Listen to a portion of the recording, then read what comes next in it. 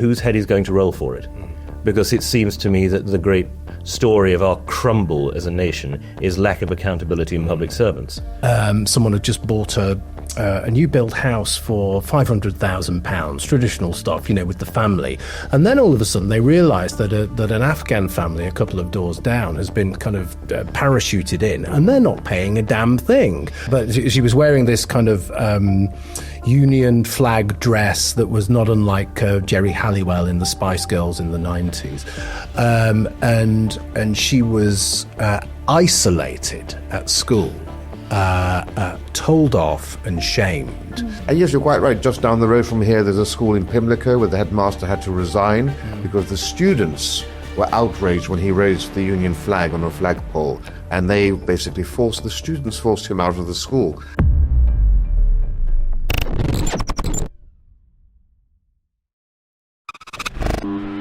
Hello and welcome to Newspeak, the New Culture Forum's look at the weekly news. I'm Amy Gallagher.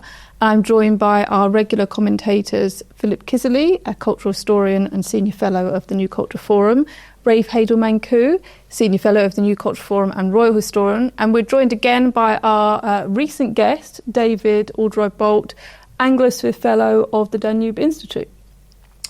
Before we begin, we've just got a few announcements, haven't we, Philip, about our locals events and our new Substack, actually. Yes, we have indeed. I'm really pleased to announce that we have a new Substack, which is up and running. So it's NCF Locals. So if you want to be involved with that, indeed, if you want to write for it, do drop us a line and let us know. That's locals@newcultureforum.org.uk. If you want to write for it, just do write to us there. Also visit the website as well to find out what's going on and to sign up to Locals. And there are just a couple of things that I'd like to mention as well. We have a launch, which I'm very excited about, in Oxford, which is on the 29th of July. So if you're in or around Oxford, get in touch with us, come along, it's going to be great. And we've also got another launch as well, a brand new group on the 13th of August, which is Huddersfield and Halifax and all of those surrounding areas. So there's lots going on, so please do get involved. We'd love to see you there, and I'd love to see some of your writing on our Substack.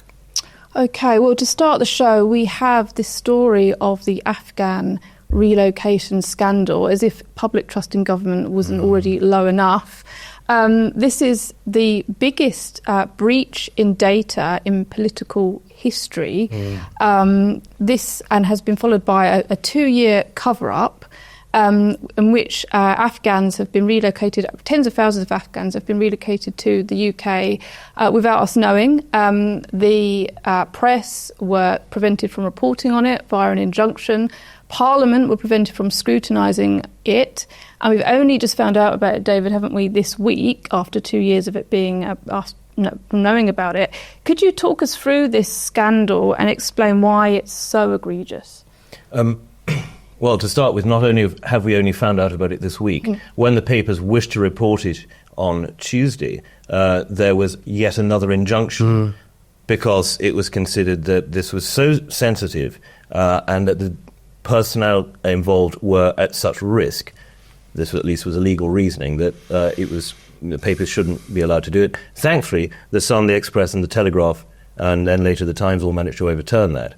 And we have subsequently discovered that £7 billion of our money, that is twice what we spend every year on the army, on maintenance of the army, and 33,000 people have come to this country. I think that the first question is why this data breach took so long to be discovered.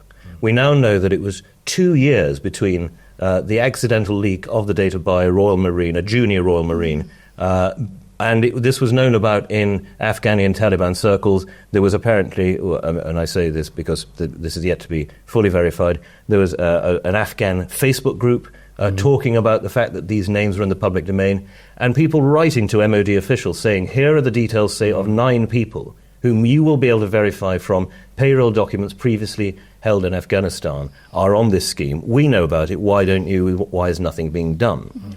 So there was that 2-year gap. And then it was, instead of either the Defence Secretary, Ben Wallace at the time, it was just before he came out, or somebody at the MOD coming forward and saying, there has been this enormous data breach. We know that this number of people is in danger. We know that these groups of people are at risk. We are doing something about it. Instead of getting on top of the issue, they seem to have thought that the danger, both to the people involved and of public reaction, was too great. I should say that the former is a legitimate concern. In matters of security, particularly with special forces troops and any of our own soldiers who have been working behind the lines in covert capacities, I'm in favour of the greatest degree of secrecy. These are people who put their lives on the line in an even greater degree than the average soldier, airman or sailor. So I think there is a legitimate point that these men and women, indeed, who risk their lives ought to be protected to the greatest degree of the state. Where I do not see that the argument was reasonable is in, as it were, protecting the people from knowing about it and therefore anticipating what clearly someone in government and the civil service believed was going to be an adverse reaction. I think that takes the British people for mugs and underestimates our ability to deal with things rationally and in their own context, because 45% of people polled yesterday by Ipsos, I believe it was, said that they thought that it was reasonable that there should have been some degree of covering at least the details of the story in general. I think most people would, if asked, agree that where people's lives are directly in danger, there is a reasonable case to be made that at least in the initial period of the investigation and in the handling of it, there should be some secrecy. Secrecy is essential to government. It was one of the stupidest things that Tony Blair's government ever did, was to bring in, as it were, this idea of completely open and transparent government, because either you end up not having the discussions you need to have because people are afraid of it's being leaked, and therefore you don't reach the ideal policy, or the discussions that are had behind closed doors, and therefore they're not, in fact, subject to the proper parliamentary or cabinet scrutiny. We saw some of this going on during COVID. So I think to my mind, there are three main questions to ask here. One, why did it take so long for this leak to be discovered? Two, who was it who took the essential decision that an injunction of this strength and severity was required? And indeed, is it right that we have those things applicable to the legislative process and to matters of government, which they don't have in, say, Canada, Australia or New Zealand? And I certainly don't think so in America, although I could be wrong on that one. And three, whose head is going to roll for it? Because it seems to me that the great story of our crumble as a nation is lack of accountability in public servants. Someone makes a mistake, that is covered up, he or she is shifted sideways, but nobody ever really takes the fall. Even government ministers really don't take the fall in the way that everybody says that Carrington was the last great instance of a resignation on principle, but I think that one can find instances since where that has been the case, but it is unusual. And if trust in politics and trust in the state as an entity are to be restored, then this kind of transparency balanced with security needs to be much more finely honed, and responsibility needs to be taken. I think that's absolutely right. I think we end up in a situation where, yes, I think we do have a duty of care to those people, but that duty of care all of a sudden translates into 24,000 of them being flown into this country. Nobody knows anything about it. Nobody knows what it's going to cost. We've already said it's going to be around 7 billion. Yes, it might be that. It might be a hell of a lot more. But the cover-up here is just extraordinary because it's balanced with all of the public rhetoric, which is exactly the opposite. And I take David's point absolutely, that there needs to be secrecy in government, and the fact that we pretend that there shouldn't be is incredibly dangerous to everybody. But there is a sense that, not only Sunak but Starmer as well, they're saying stop the boats. Yes, stop the boats, but what about the aeroplanes that are coming in?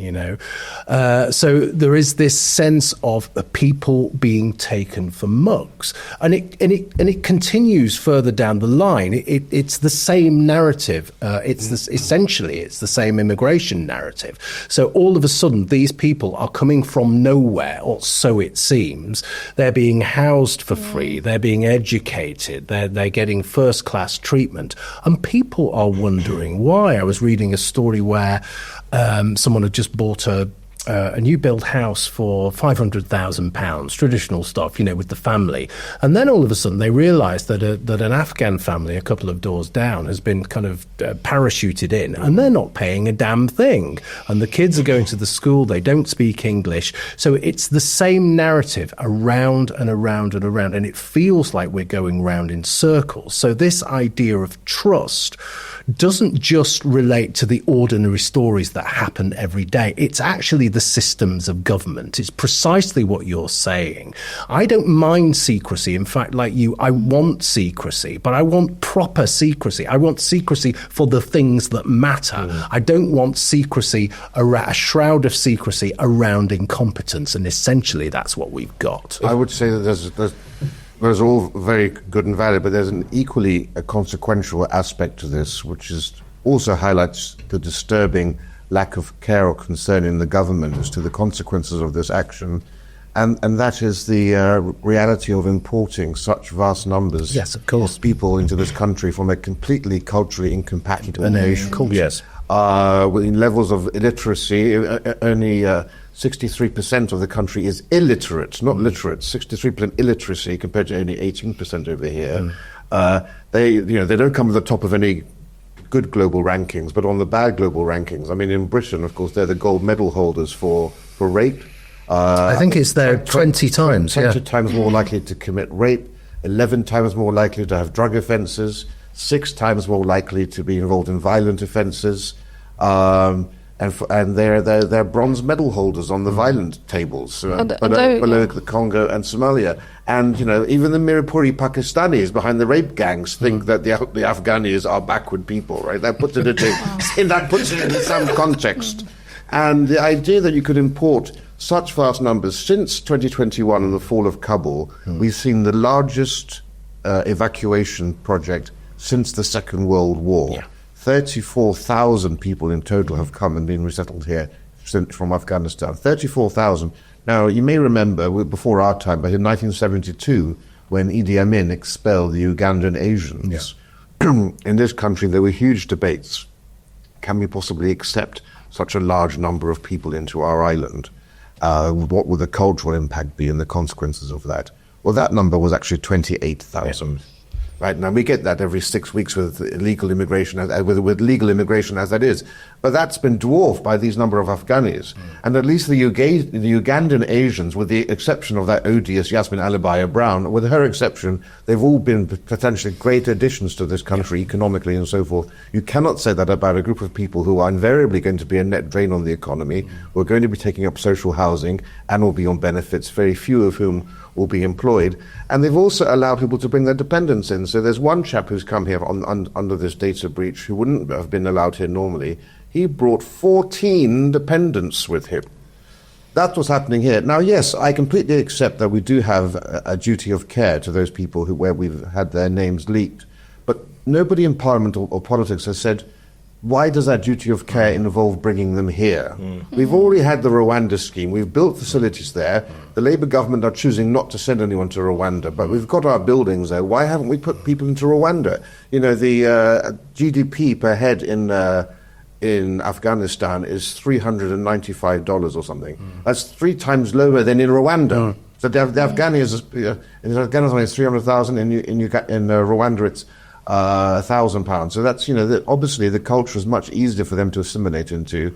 The offer of coming over here and getting benefits is so huge. I don't know why no one's having that discussion about duty of care. Does not necessarily mean the right of abode. Well, I take Rafe's point entirely. One of the aspects of this story that really stuck in my craw was discovering that many of these people had been put into housing on military barracks. Yes. And that essentially it was meaning the British servicemen and their families were having to move or couldn't be among their community. Completely wrong. And moreover, the wider point, why, yes, duty of care, but why does that always devolve to come to Britain? Why, for instance, did none of the other coalition forces, who I'm sure were using these people's services, I do question whether it could possibly have been 30,000 people. That does seem a very large number of people to have been helping a relatively small number of forces, but park that for the moment. Why do none of the other coalition forces take their, as it were, share of the burden? And to what degree was it possible to check the veracity of all these people claiming on the ARIF scheme that they had a requirement and a duty to be here? Hello, please excuse this brief interruption, but I'd be really grateful if you could please hit the subscribe button and subscribe to our channel. Our mission is vitally important, and we must grow this channel to ensure that our content reaches the biggest possible audience. The best way to do this is for you to subscribe. It's totally free. And in addition to subscribing, if you're able to donate or join our membership scheme, please click on the link in the description or visit our website, newcultureforum.org.uk. We've got great plans ahead, but we can't do it without your support. From only £4 per month, you'll receive a range of perks and benefits, including exclusive content. Thank you. Exactly, and duty of care doesn't mean looking after people for the rest of their lives and looking after all their dependents and their dependents' dependents, because that's what will happen ad infinitum. But there are other things as well. It's a broader context, isn't it? This week we learned that the French government recognises Palestinians now as refugees and welcomes them potentially into the country. Bearing in mind we've had 44,000 people crossing the channel in boats since the Labour Party got into power, we are going to get as well a whole load of Gazans coming into the country as well. I can see it coming. It's definitely going to happen. So there's a sense that it's almost like we're being assaulted from all sides, and it comes back to this central point, which is the biggest issue of our time. Some people would say it's the only issue because everything stems from it, and it's immigration. It's not even mass immigration, it's immigration.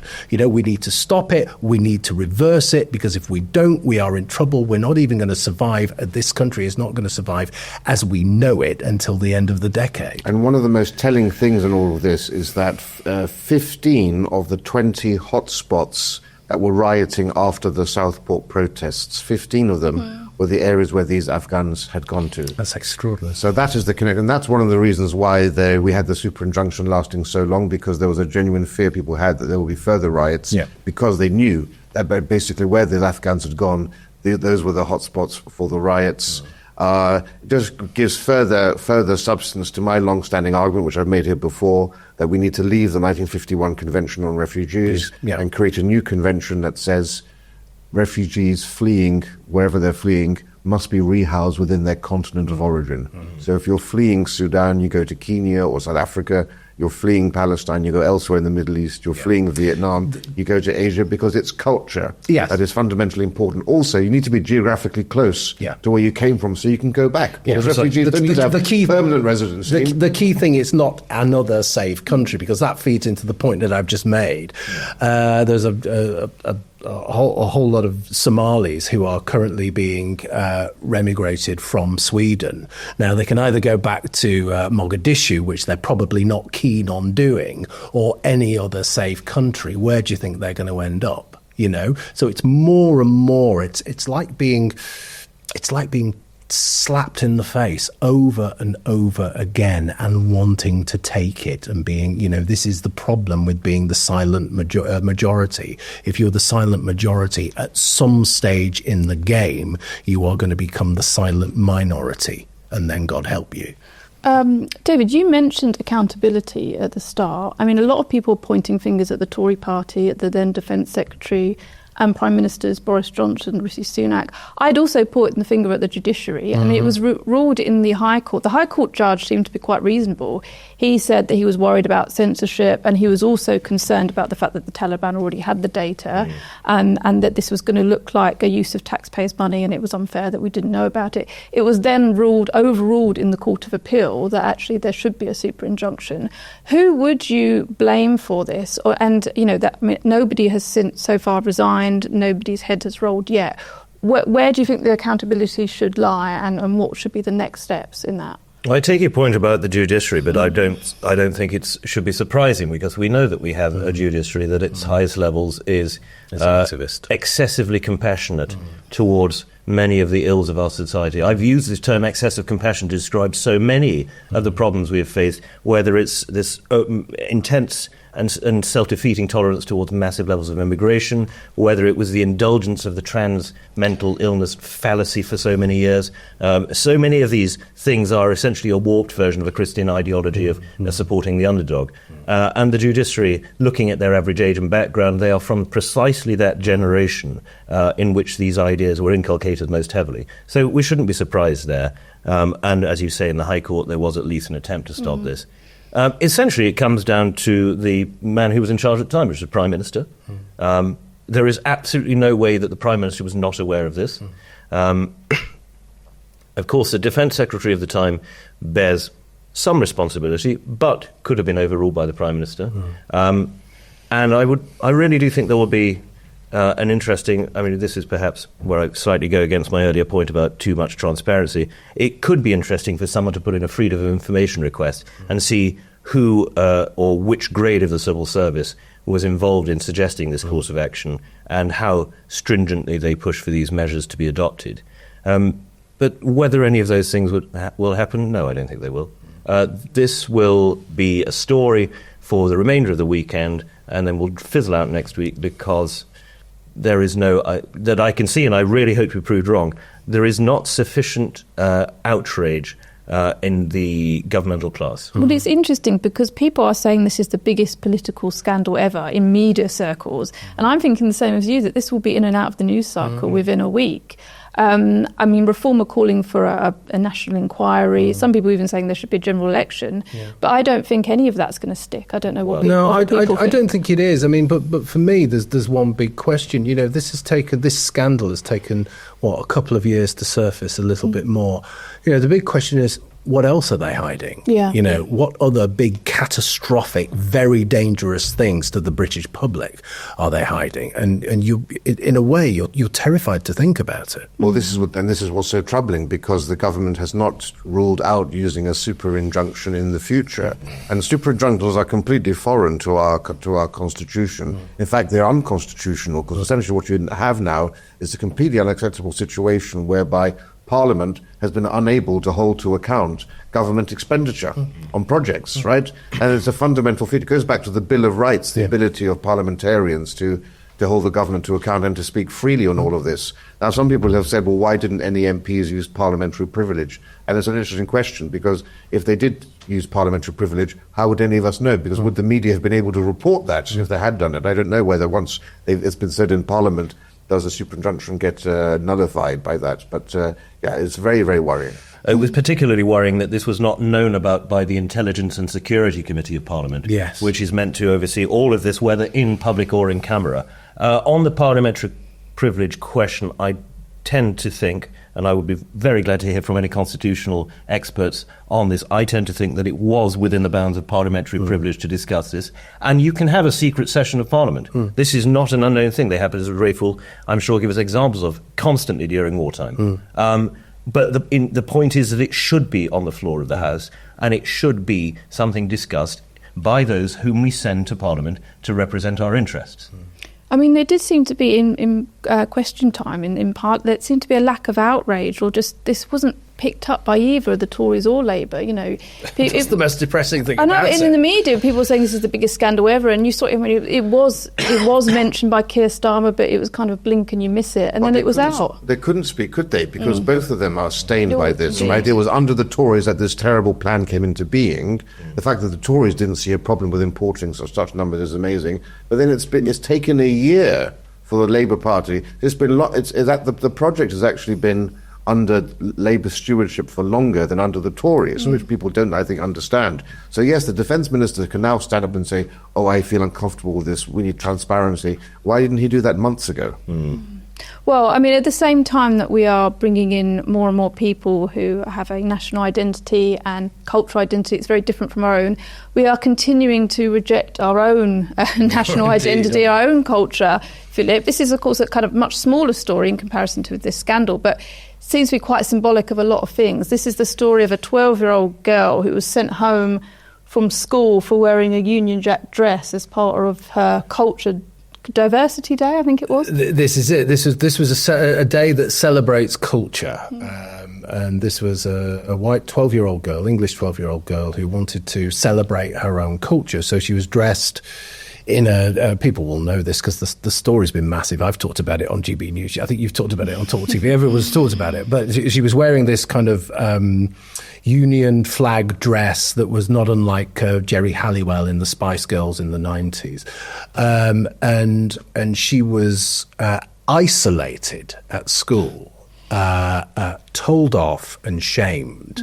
So there's something there, isn't there, about how these people think about British culture. It's almost they see it as a kind of contagion that needs to be contained and locked away, and we mustn't think about it. And if you're indulging in it, then you need to be told off. But there was something else about it that I thought was really important. So when she was being told off, one of the teachers said, "We celebrate British culture every other day. This is a time to celebrate other culture." Do we? That is absolute. It's more than lying.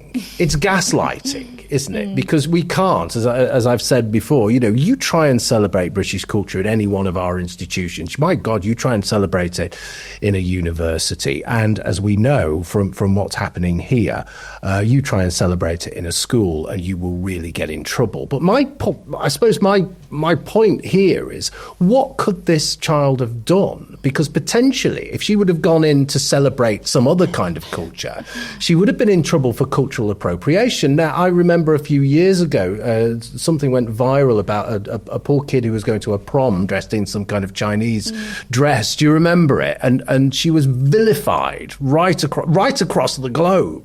So there's that stuff, all of that stuff that's happening. So it feels as though white kids are being targeted from all directions. But of course, it has broader implications, doesn't it? This stuff is happening right across the culture, and there's a sense of it's such a violent and extreme response to something that we really, one, we should be celebrating as a culture, but two, we should be encouraging our children to celebrate as well, because it is part of their identity. I've said this time and time again.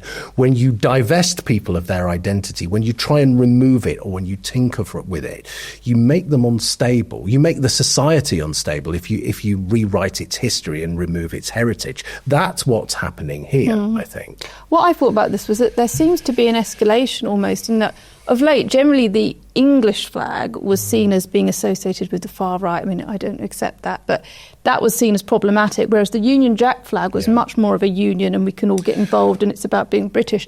Whereas it now seems that even that is now problematic and being rejected. So you do feel that there is an absolute rejection of anything that's kind of representative of our heritage or our culture. I think entirely. There was a moment in kind of pop culture, certainly around the mid-90s, where the Union Jack was kind of reclaimed, and it was very much around Britpop and Oasis, and all of a sudden it was a kind of revisiting the 60s in a way, wasn't it? Oh, it's great to be British, and it was a slightly different thing, but it was really quite refreshing. For me, the 90s was a really banal decade, but now we're looking back on it as though it was the most amazing thing in the world.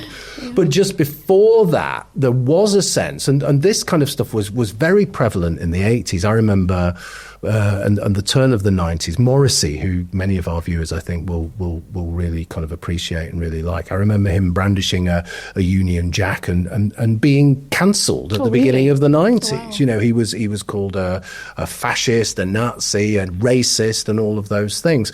So we're back there, but on steroids. Basically, it's far worse now, and it's just extremely depressing. And what was interesting is that this girl, the letter that they sent to this girl said that she had to wear clothing that was representative of her nationality. So it begs the question, what was she supposed to wear? Well, that was my question. It's supposed to be Diversity Day, and if you're told to come dressed in costumes related to your heritage, what do? You come wearing a bowler hat and a pinstripe suit. So, I mean, the thing is, it came in the most obvious way she could have to do that. the alternative would just become in a normal school uniform, basically to say, well, I have no culture, I have no heritage, only you foreigners have. Remember, this is what the Swedish Prime Minister said about the influx of Somalis and others. Well, there is no Swedish culture, he said. You know, what an amazing nihilistic approach and attitude. And yes, you're quite right. Just down the road from here, there's a school in Pimlico where the headmaster had to resign because the students were outraged when he raised the Union flag on a flagpole. And they basically forced him out of the school. And of course, the rise of all of this indoctrination mirrors very closely the rise of left-wing teachers in the schools. When we were at school, there was probably a slight right-wing imbalance in teaching and education. It's completely gone the other way. And if you chart the rise of left-wing youth, it mirrors very closely the rise of left-wing teaching, where now more than 90% of teachers vote for left-wing parties. And all the diet they're getting, of course, is that Britain is the source of all evil. We're born into the original sin of slavery and racism.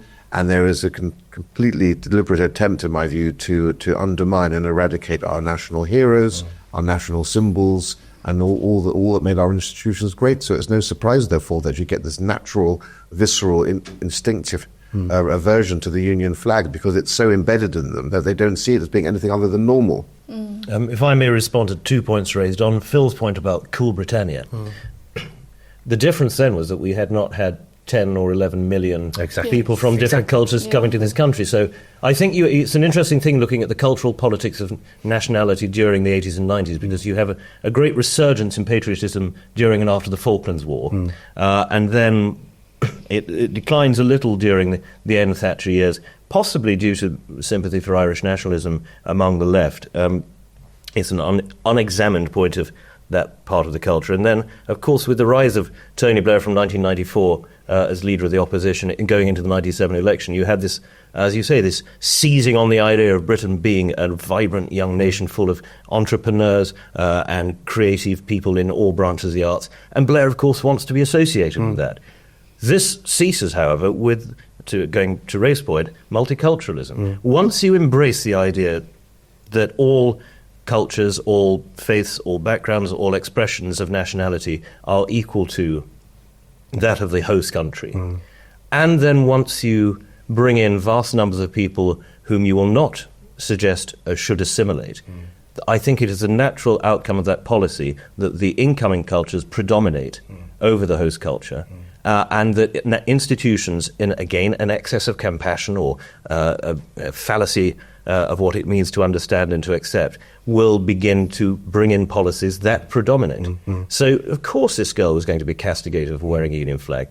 I do think it's an interesting question, culturally speaking, what is our national costume? Rafe probably gets it right near as much with this suit. The Japanese for suit is, after all, sabiro, which is sable-ro.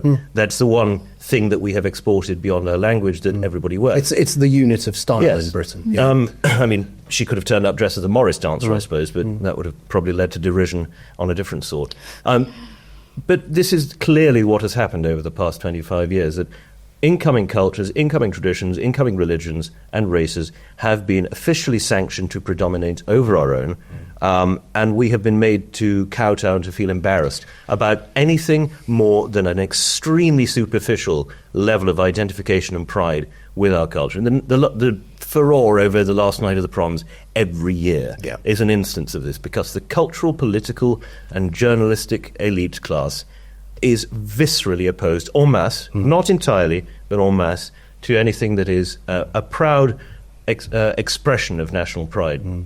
One thing that intrigues me about the last night of the proms is that I don't remember ever seeing EU flags waved there before the referendum vote, and now they almost predominate over British flags, which gives you a sort of insight into the classes attending that particular event.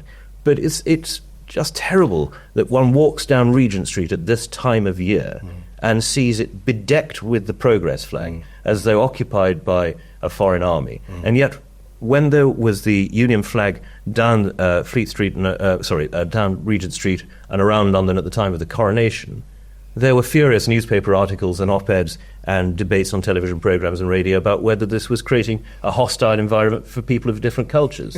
The sheer hypocrisy it's just inherent to this. It's a line that goes right through every single story, and we touch upon this pretty much every week on this show. I think there is one good thing to come out of this, though, and that's the pushback against the school. I mean, the school is an absolute laughing stock now.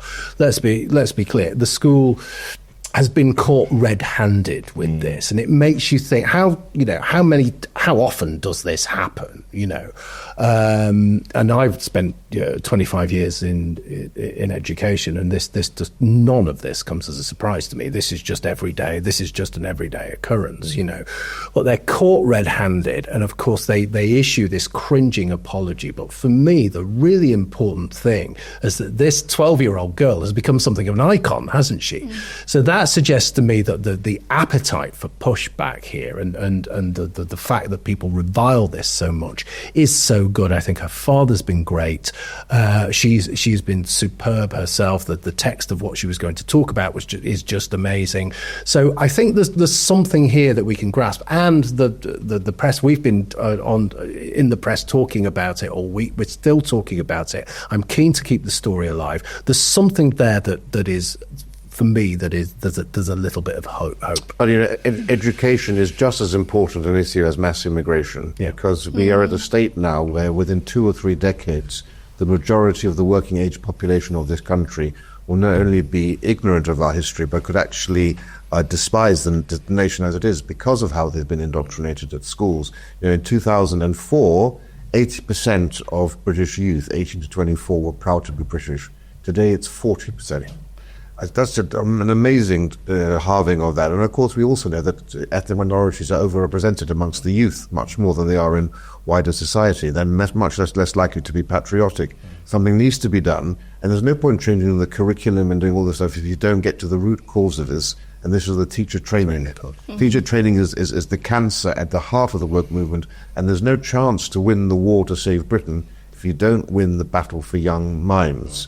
Now, teacher training colleges used to be very, very good for decades when they were independent. The problem was university departments of education, which are the most woke of all university departments, took over the teacher training colleges. I call them woke madrasas. That's what they are. And they have indoctrinated perfectly well-meaning but teachers who came into the profession, get trained and indoctrinated into critical race theory, gender ideology, all of this, and they're spat out the other end. Now, the Tories had good policies under Gove and earlier to essentially create the equivalent of university teaching hospitals, to have schools where basically you learn on the job the very best. But we need to go further. You need to bring more conservatives into the education profession. That means there's a thing called troops to teachers. So you get second careers of people in the army and so forth. They can become role models in schools. Naturally conservative usually instill discipline as well, but also for business people to have another career by coming into teaching. And if you get businessmen in, they're more likely to get into the administration of schools. That's the key thing. The left have always been better at getting onto the departments. That's the only way you can hope to save the children of the future and save Britain as a result. And to denude the teaching unions of all their power and influence. Absolutely. Because, of course, this was a great problem that Michael faced as Education Secretary, which is why he was removed by Mr. Cameron, Lord Cameron, was because he was opposed by the unions, and basically Dave didn't want to look bad in front of his friends in Notting Hill.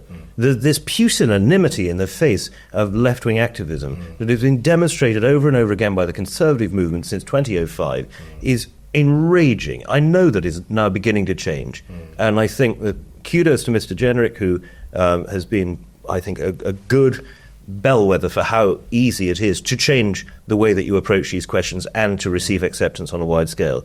But this 2-decade period that we had of cringing before anybody who questioned conservative policies or conservative mindsets and approaches to life has created incalculable damage.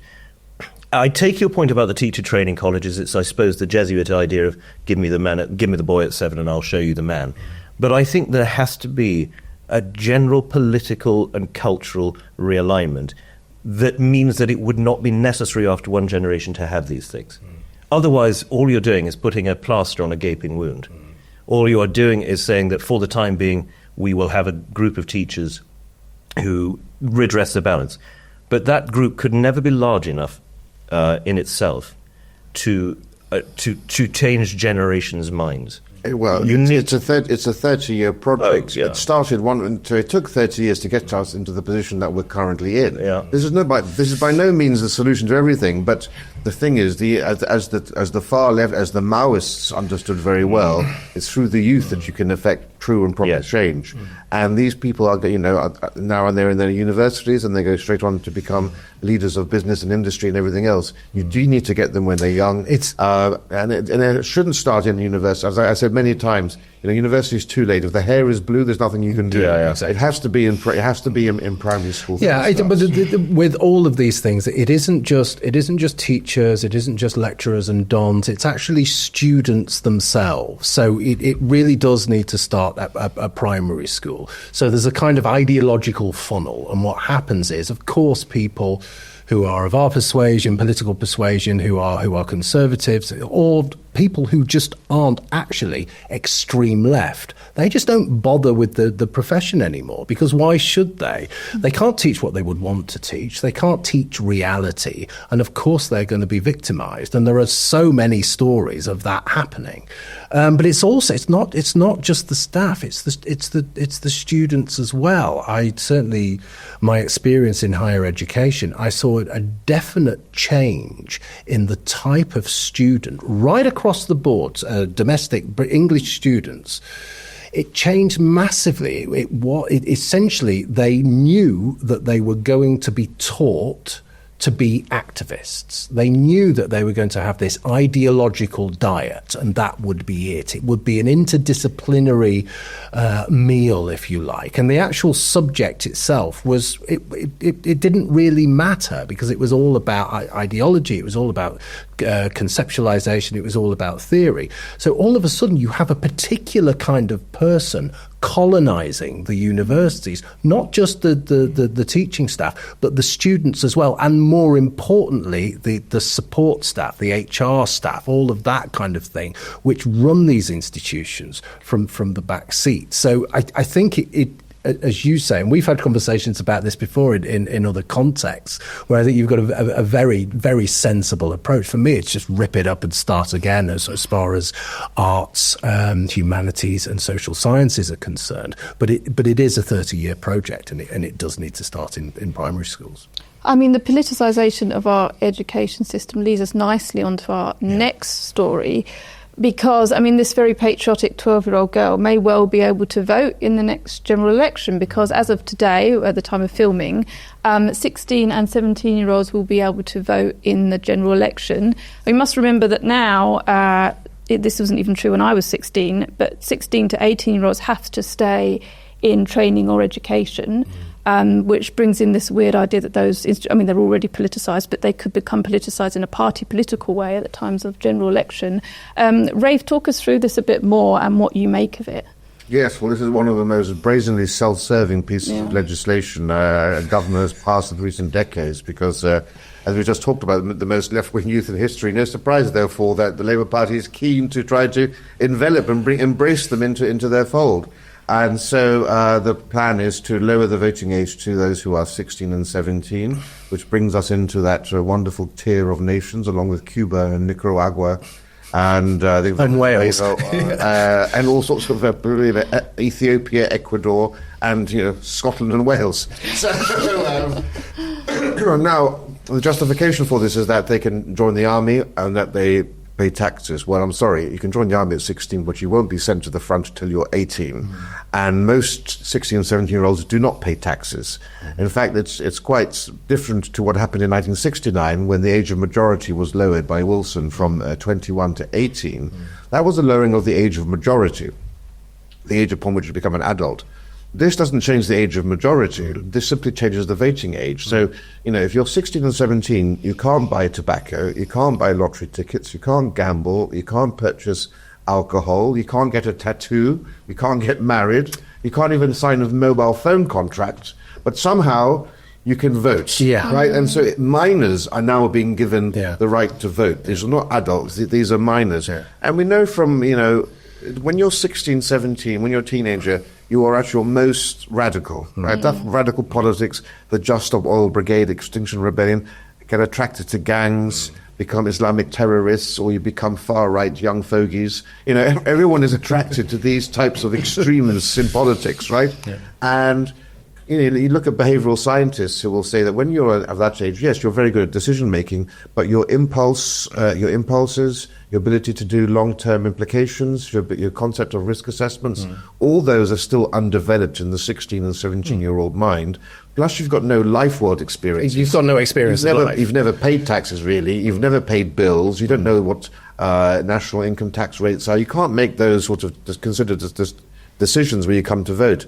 Personally, I'd like to see the voting age increase to 21. I don't know why it was lowered down, but I think it's a plan that could potentially backfire, because we now know that Jeremy Corbyn is considering having his own party. Latest polling shows that would halve Labour's vote. Half of the Labour Party would go over to them. But the youth, of course, are much more enthused by Jeremy Corbyn's type of politics than Zara Sultana. So the youth vote actually may not benefit the Labour Party. It will go to the Greens, and it will go to the Corbyns lot. The ones who will be damaged by it are the Lib Dems, who used to be the safe space for students, but now are seen as basically middle class and middle aged. And also the Conservatives as well. And also the Conservatives clearly there. And it might benefit reform. It will benefit reform, because the TikTok generation, which is the people we're talking about, they really like Nigel Farage. There's something else as well. I mean, Rafe's covered it very comprehensively there. But there's something else as well. 16-year-olds can't stand for Parliament. Well, so, you know, they shouldn't, you know, they really shouldn't be voting. But as you've just said, I think this is just brazen gerrymandering, isn't it? Because there's in every other context, the Labour Party will see children as children. You know, the girl who goes out and joins ISIS, but she's a child. Ex-Leader of Ghana could not be named because he was considered to be a child. Because he was considered to be a child, yet here we are.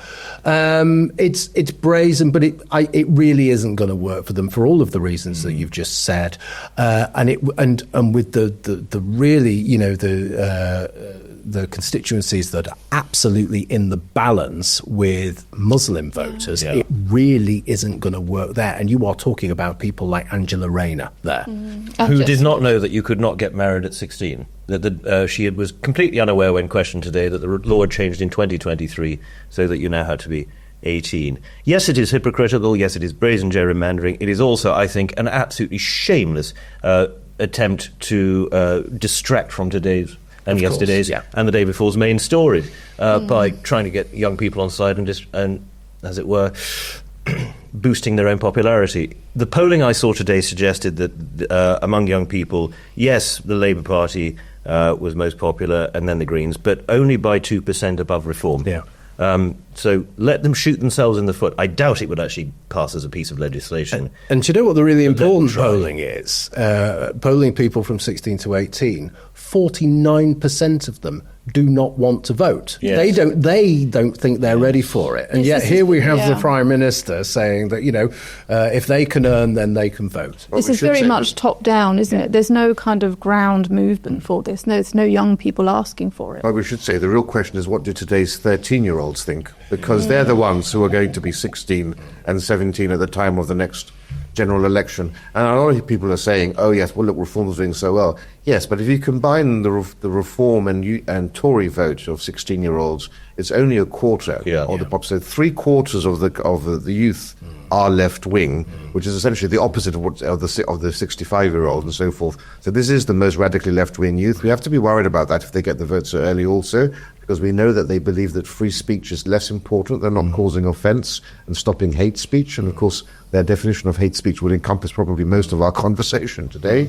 And we know that a majority of them believe that would prefer to have a strong leader who doesn't have elections or democracy at all. So it's a very, very precarious and scary time, I would think, to start granting the vote to people with those views, which hopefully would hope when they get older they grow out of that sentiment. Yeah, I suppose, but there were one or two. A lot of the stuff is precisely what you would expect from 16-year-olds. Yes, they're obsessed with Corbyn. I think 25% of them think the Palestinian Palestinian cause is the most important thing in the world. But curiously enough, the environment and green issues were way down the line in terms of what they were interested in. I was really quite surprised at that. Well, what do you think is the number one issue facing Britain today for British youth? You would think it may be housing, climate change. They're not interested in housing. It's racism. They think racism is the biggest issue facing the country today. I wrote about this in our last book.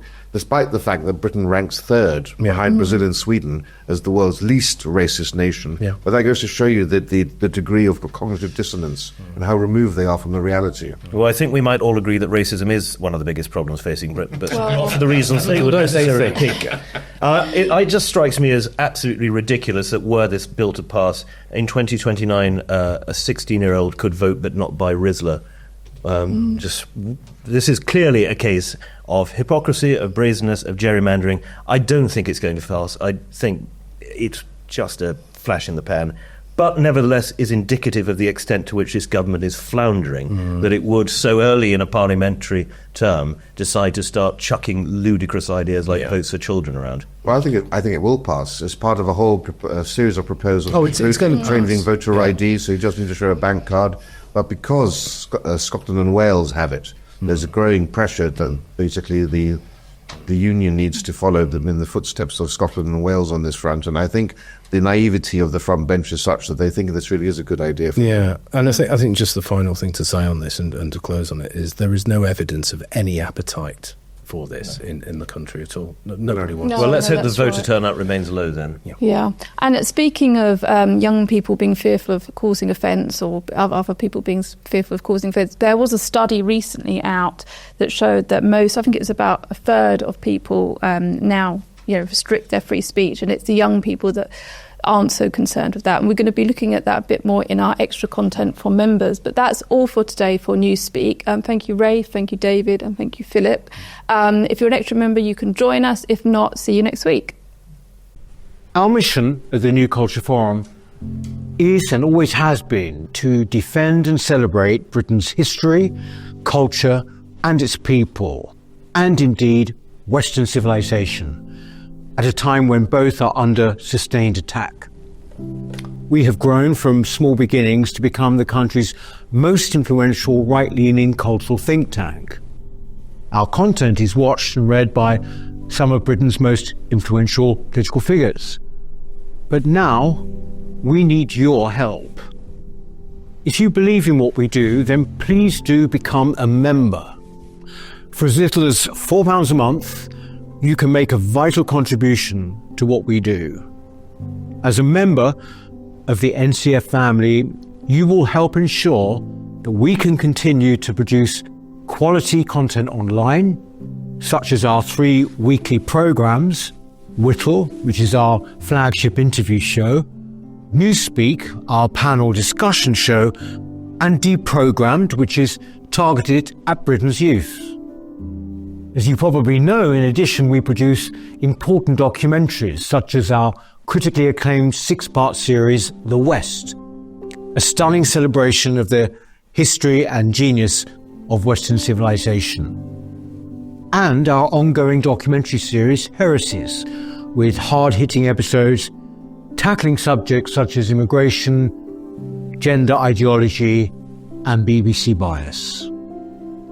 But the New Culture Forum is much more than a YouTube channel. We don't just complain about Britain as it is, we provide real solutions and clear policies on how we can push back against the madness and restore sanity to this nation. Our presenters are now highly sought after and have become familiar faces across the media. Our prestigious annual Smith Lecture and our regional and indeed national conferences have attracted world-class speakers. Perhaps most importantly, we are the only organisation on the right of politics that has launched a national movement without actually being a political party.